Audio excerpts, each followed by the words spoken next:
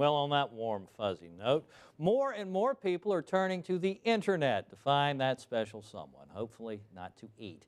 Facebook, Twitter, and even websites that specialize in dating are bringing people from all walks of life together. It seems easy and convenient, but unfortunately, there's a downside to online romance. Michelle Walton is an expert on couples communication, and she is here to tell us more. Michelle, it's nice to have you. Well, thank you for having me, Danny.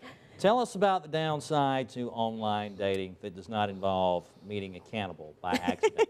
Well, you know, what's been happening with online dating as it is right now is there is lots of what they call catfishing, which was brought on by the MTV show as well as a documentary that was award-winning. What's been happening is people can get online and they can be whoever they want to be. They can change their age, their name, even gender in the Manti Te'o case. Right. They can change how much they make, how much they weigh. They can be whoever they want to be. And in a lot of instances, they use pictures of someone who is not themselves. So those users who are online are never ever sure who they're actually dating until they actually meet that person. 50 million Americans are meeting people online and are cyber dating, as we call it. Well, there you go. And you just went down this laundry list of things that people do. They are not forthcoming about their actual age, in some instances their gender, their appearance. Yet despite all that, and I don't know why, people still, and you said 50 million. 50 million Americans are using online dating sites. Wow. We're not just talking about Match.com, we're just not talking about eHarmony. There are sites that are now mobile apps because we live in a mobile generation. So people can now connect with possible mates who live in their proximity, who may want to meet after work for a drink, on the weekends for a cup of coffee. It is becoming more and more popular.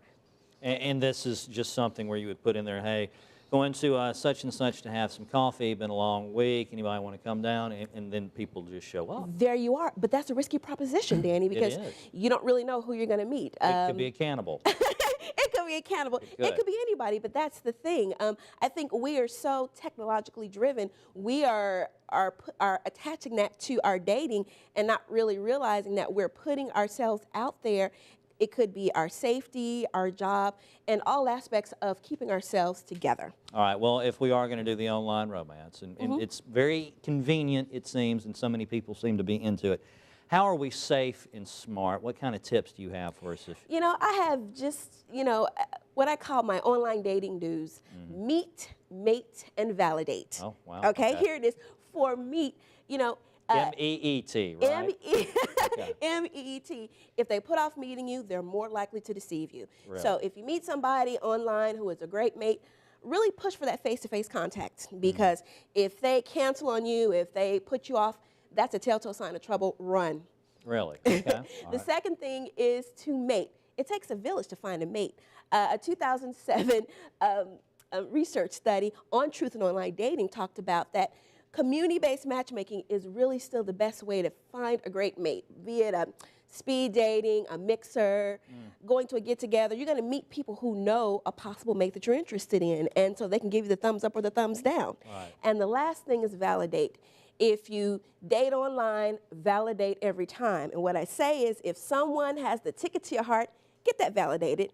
Go to sites like ZabaSearch.com. Find out who they exactly are, how old they are, where they live. They can give you free information. If you pay for the report, you'll find out background information on that person. Really? So you have a great idea of finding out who you're dealing with online. If they're a cannibal, it should be in.